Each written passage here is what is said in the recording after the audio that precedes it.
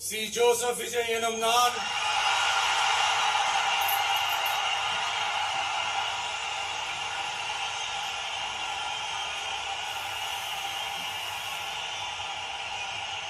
சட்டப்படி அமைக்கப்பெற்ற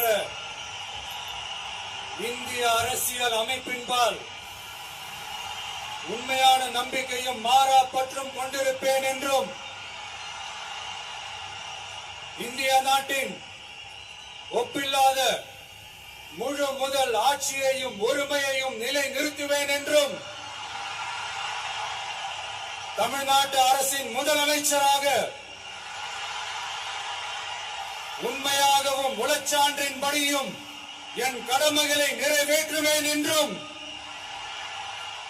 அரசியல் அமைப்பிற்கும் சட்டத்திற்கும் இணங்க அச்சமும் ஒருதலை சார்பும் இன்றி விருப்பு வெறுப்பை விலக்கி பலதரப்பட்ட மக்கள் அனைவருக்கும் நேர்மையானதை செய்வேன் என்றும் ஆண்டவன் மீது ஆணையிட்டு உறுதிமொழிகிறேன்.